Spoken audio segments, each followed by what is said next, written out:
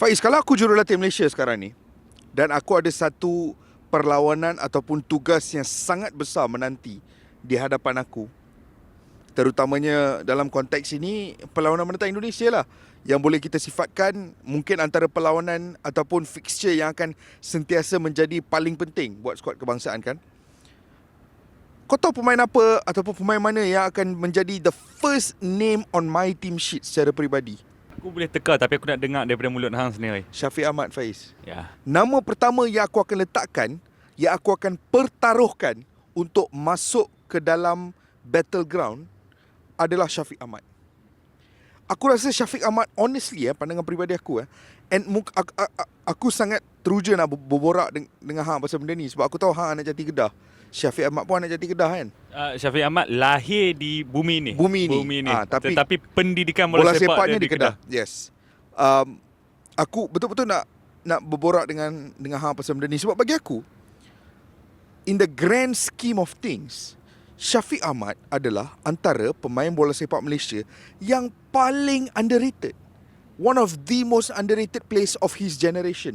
Generasi sekarang ni orang akan sentiasa berborak pasal Safawi Rashid, pasal Arif Aiman, which is the newer one lah. Tapi Safawi Rashid, Akia Rashid, to a large extent Syamil Kuti, you know. But seriously, Syafiq Ahmad, easily Faiz, bagi aku, he's an incredible multifaceted warrior. Seorang pemain yang mempunyai banyak dimensi yang berbeza.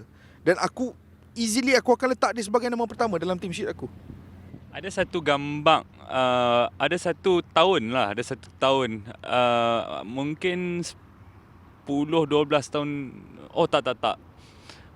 11 tahun lepas. 11 tahun lepas pasukan MSS Kedah yang menjuarai satu kejohanan di peringkat kebangsaan dipilih untuk ke Manchester. Okey. Menyertai satu kejohanan. Kalau tak silap aku, ia adalah Nike Cup. Jadi MSS Kedah mewakili Asia Tenggara kalau tak silap aku dan bertarung di sana. Salah satu pasukan yang juga bertarung dalam Nike Cup tersebut adalah pasukan Barcelona.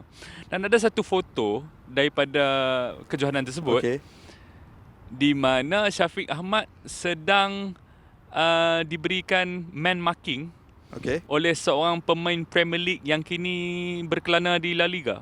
Pemain tersebut ialah Hector Bellerin. Oh wow. Ya, kita boleh tunjuk gambar tu kita boleh tunjuk gambar tu. Dan itu bagi aku menunjukkan bahawa potensi yang ataupun pendedahan yang diberikan kepada Syafiq Ahmad ini sangat awal. Dia antara simbol kepada bakat-bakat yang ada di utara.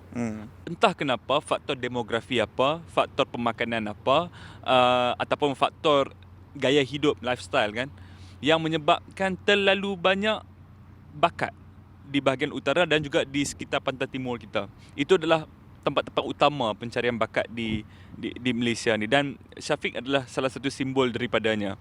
Dan yang paling penting sekali untuk Syafiq menentang pasukan Indonesia, beliau di usia beliau yang kita boleh anggap masih muda, mempunyai pengalaman yang sangat luas dalam bola sepak antarabangsa, baik daripada bawah umur sehinggalah ke sekarang. Sehingga kan beliau dipercayai oleh banyak jurulatih. Bukan sahaja Tan Cheng Ho yang juga sebelum ini bersama-sama beliau di Kedah, dan juga sebelum ni Dato' Ong Kim Swee juga menggunakan beliau. Betul. Kan? Pada aku, ya, dia akan menjadi pemain pertama yang aku akan letakkan dalam senarai aku. Dan dia juga pemain yang akan aku berikan kebergantungan. Yes. Aku akan rasa selamat untuk aku pivotkan harapan aku terhadap pemain yang macam Syafiq Ahmad. Yeah. Syafiq Ahmad ni is a dream for football fans. Kita ada cara menonton bola sepak ni dari dua lensa yang berbeza. Kadang-kadang kita menonton bola sepak sebagai seorang penyokong. Kadang-kadang kita menonton bola sepak dari sudut pandangan mahu memahami aspek taktikal and strategi dan struktur pasukan kan. Pemahaman yang lebih dalam. Yang lebih mendalam. Tetapi apabila kita lihat on the surface level, Syafiq Ahmad adalah the kind of player that everybody wants in their team. Sebab apa yang hang nampak dengan mata kasar hang tu adalah seorang pemain yang akan sentiasa berlari ke hulu, ke hilir, yang non-stop pressing, yang tak kisahlah skor perlawanan berapa pun, dia akan sentiasa berlari sehingga ke saat terakhir ataupun sehingga dia dikeluarkan, which is the bare minimum that fans expect out of players. And Shafiq Ahmad sentiasa menawarkan perkara tersebut in every match. So the crazy thing about Shafiq Ahmad is, Faiz, even if ada setengah perlawanan di mana dia kurang efektif dari sudut penciptaan peluang, Penyudah. dari penyudah, tapi apa yang aku tahu, aku akan sentiasa boleh dapat 110% daripada dia di atas padang. And kau tahu tak, benda tu susah.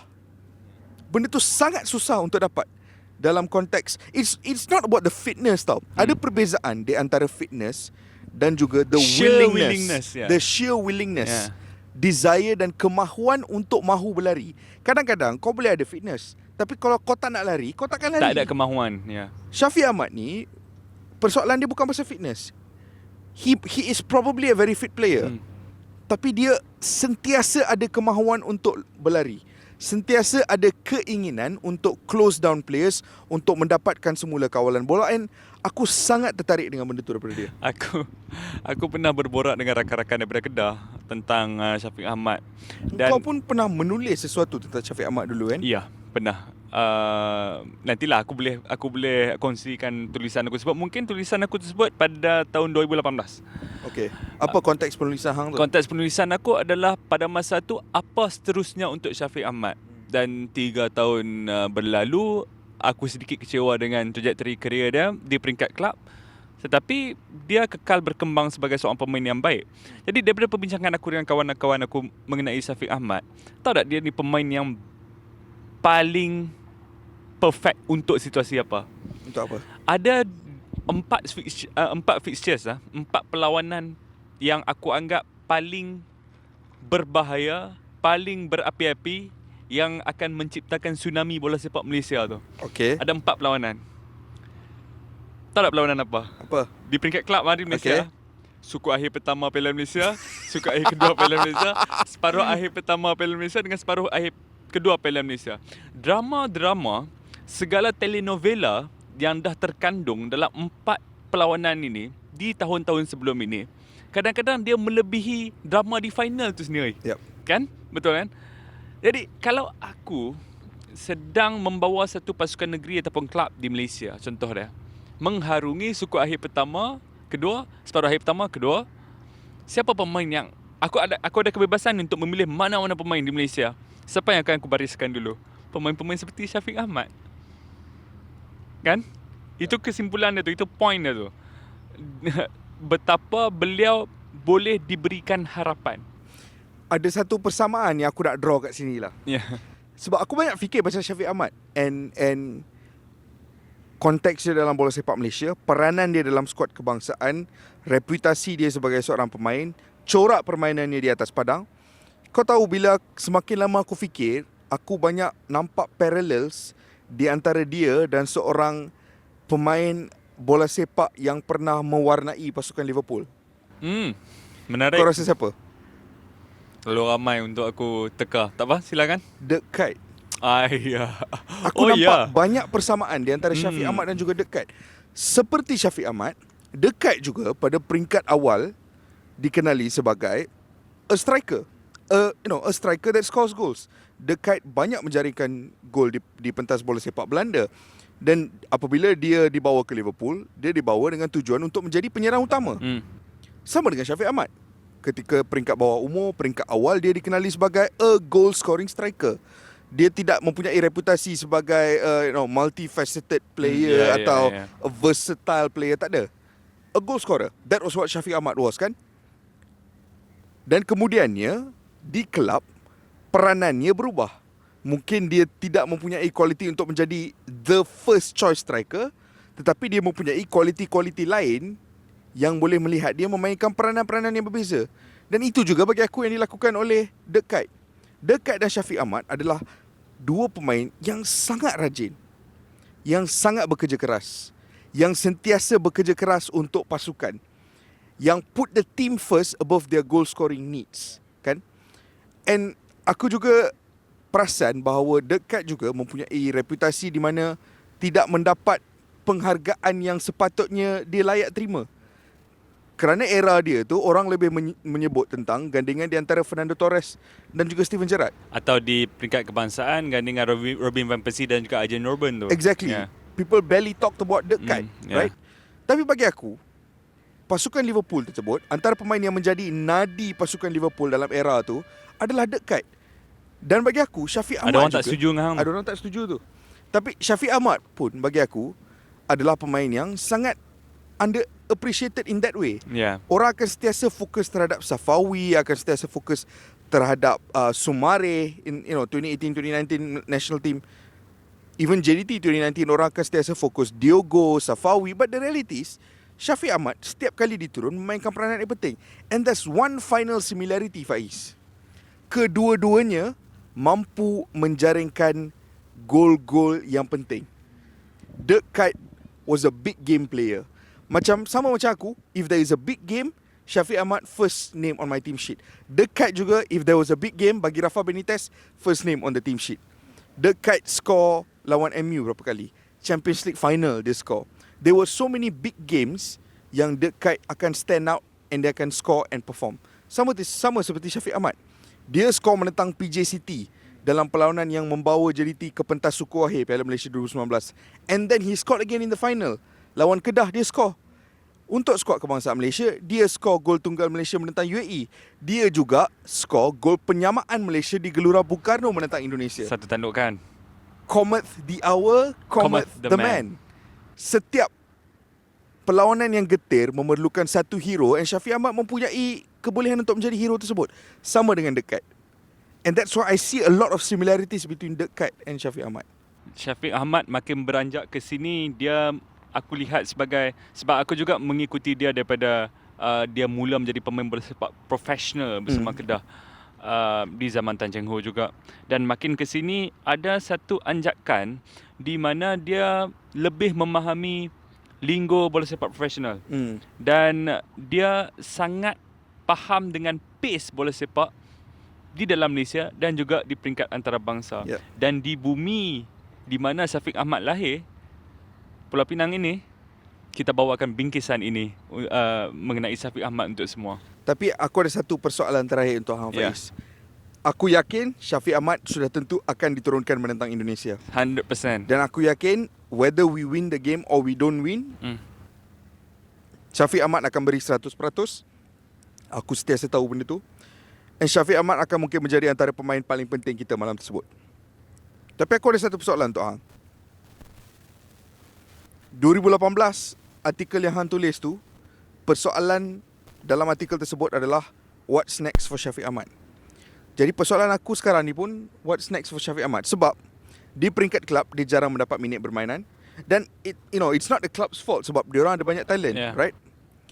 Tetapi Shafiq Ahmad berumur 25 tahun, berada di satu turning point yang sangat penting, satu junction yang sangat penting dalam kerjaya dia.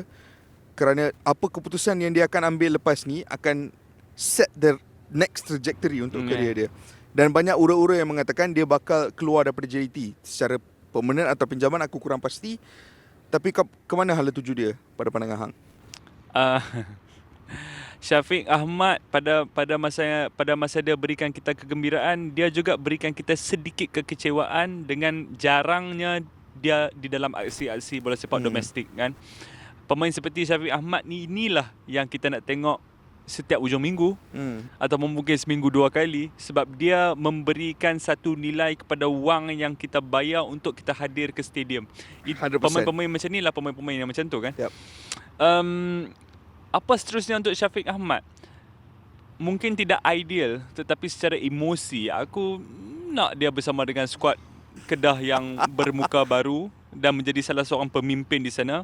Dia keluar daripada Kedah 2-3 tahun lepas sebagai seorang pemain muda dan sekarang balik sebagai seorang yang amat berpengalaman, boleh menjadi muka penting, watak utama dan juga rasmi ataupun tak rasmi memegang tampuk kepimpinan dalam skuad tersebut. Kerana dia mempunyai keupayaan dan mempunyai karakter untuk menjadi seorang yang sedemikian rupa kan. Tetapi apa yang lebih penting untuk Shafiq Ahmad adalah di usia 25 tahun dengan pengalaman yang dia ada di peringkat domestik ataupun antarabangsa, cuba untuk ke satu tahap yang lebih tinggi. Apa yang aku maksudkan ialah dia juga boleh keluar negara tu. Dia mempunyai segala kualiti untuk bermain di Thailand, segala kualiti untuk bermain bahkan mungkin di K2 League. Mungkin dia boleh cuba saja tu. Yep. Kerana dengan penampilan dia dengan skuad kebangsaan, pengalaman dia dan juga keupayaan yang dia dah buktikan, dia layak untuk berada di tempat yang mungkin lebih baik daripada Malaysia. Kalau everything else fails, at the very least Syafiq Ahmad akan sentiasa ada work rate, the willingness to work. Benda yang kadang-kadang sepatutnya kita lihat sebagai basic, tapi bukan semua pemain yang ada. Apa pun kita nak ucapkan best of luck lah kepada Syafiq Ahmad.